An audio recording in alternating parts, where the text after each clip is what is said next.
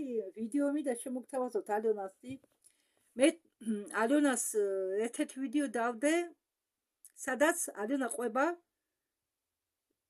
პლანეტა არ მახსოვს ზუსტად პლანეტის სახელი, ცერერა გონი თუ არ ვცდები, თუ არა, ამდაგვარი ცერერა ეს სხვა არ მახსოვს და ეს არის პლანეტა, სადაც მზე არ არის ყველაფერი ნაცრისფერ ფერში, ადამიანებიც ნაცრისფერები არიან და აქ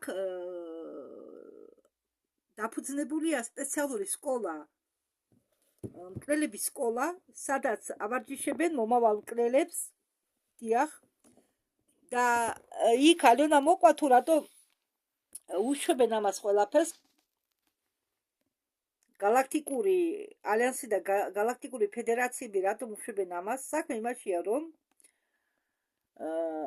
არიან ისეთი ხელაღებული მკვლელები, რომლებიც განადგურება შეიძლება მხოლოდ მათნაირი მკვლელების დახმარებით და ხდება მოლაპარაკება გალაქტიკის წარმომადგენლებს და ამ მომავალ მკვლელებს შორის, რომ ისინი ითანამშრომლებენ გალაქტიკასთან, გალაქტიკის სასარგებლოდ, დედამიწის სასარგებლოდ და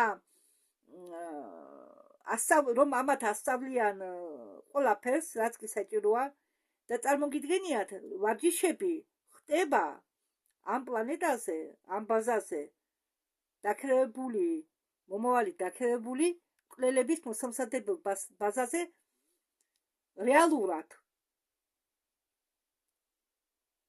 სასიკვდილოდ. ანუ ვარჯიშის დროს ისინი შეუძლიათ მოკლან. ხო არის რომ მაგალითად დედამიწაზე თუ ამით სადინებენ, იქ არ ხდება ერთმანეთის იარაღით, ნამდვილი იარაღებით ვარჯიში, ხო? აქ ამ პლანეტაზე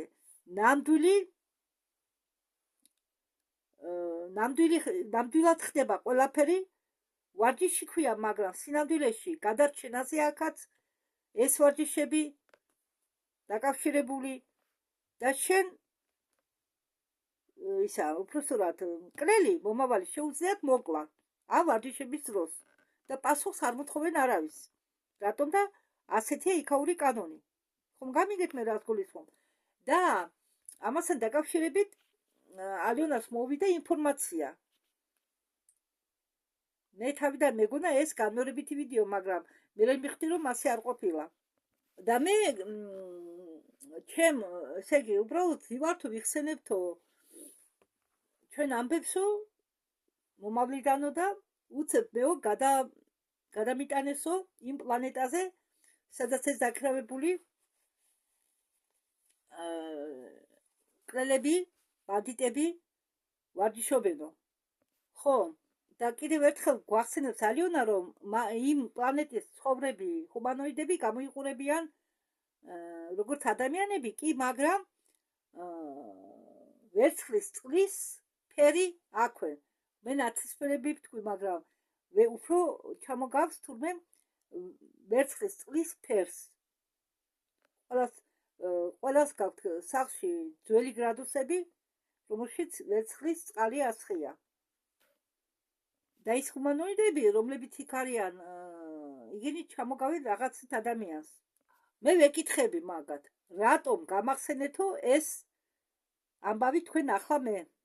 ხო და ვინც დაამთავრებს ამ სკოლას, ვინც მაშინ ვარჯიშობდა, ახლა ისინი უკვე მუშაობდნენო, ვაპატიეთ, მუშაობენო. ანუ ხელახებულ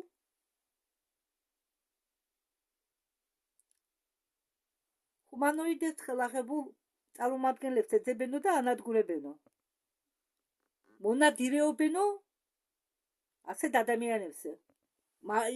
მაგათმა მიპასუხესო, ისინი ასრულებნო შეკვეთებს. გავიგიო, უთხრა მათ ალიონა ბერეგინამ, მაგრამ მე ხომ ამას უკვე მოვყევიო, დიახ, მან მოყვა ამასე და მეც როგორც გითხარით, ვიდეო მაქვს იქ აქ დადებული ამ დაქირავებულ მკვლელებზე, მაგრამ მაგათმა თქვეს, უპასუხეს, რომ ამათმაო, ამ დაქირავებულებმა მკვლელებმა უკვე შეასრულეს შეკვეთის ნახევარი. და ენერგია, რომელიც ამ როგორ გითხრათ,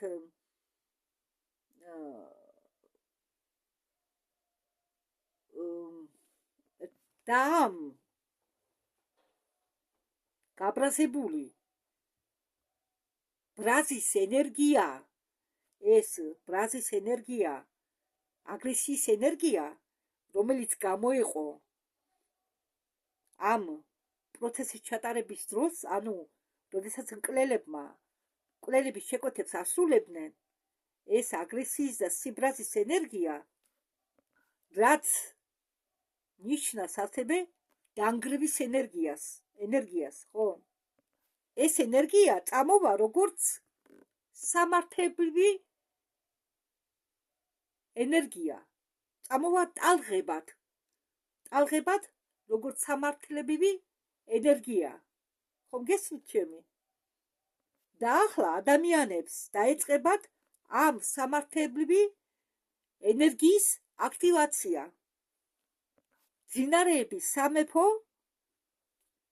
გამოიღვიძებს და ეს სამართლებრივი ენერგიის ტალღა წალეკავს ამ ბრძნელი ძალების სივრცეს. და ალიონა ამბობს, მე ვხედავ ამ ტალღას.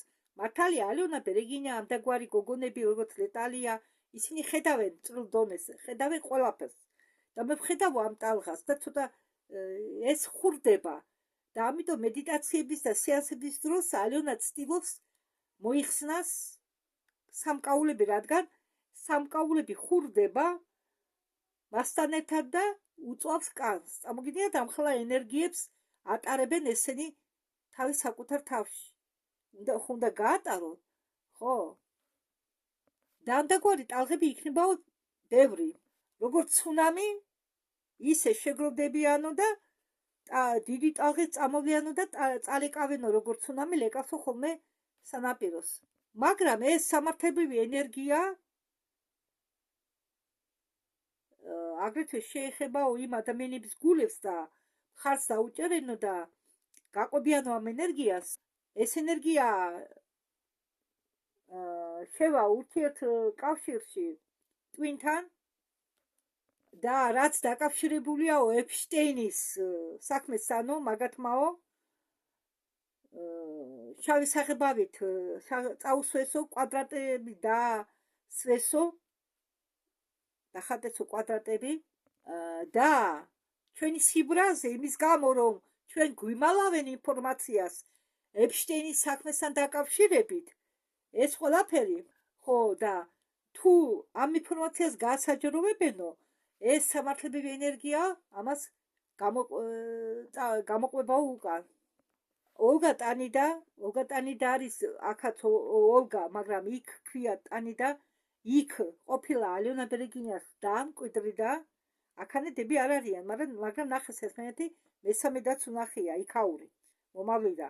და ოლგა ტანიდას მარტო, ესე იგი, ოლგა ტანიდას გაუაქტიურდა ქმნილების უნარი. და იმის გარდა, რომ ეს უნარი გააქტიურდა, აგრეთვე ერთ-ერთი მონადირე ყოფილა ტანიდა, ეს ოლგა ტანიდა და შეკვეთები იქნა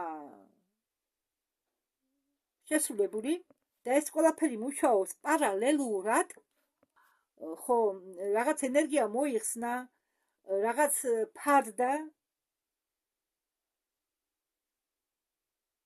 არსებობდა, ის ფარდაც მოიხსნება და ზოგადი ლიდერების ლიკვიდირებასთან დაკავშირებით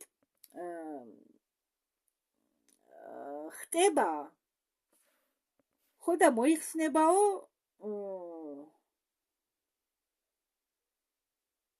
ტყუილები, შიშები, ავადმყოფობები,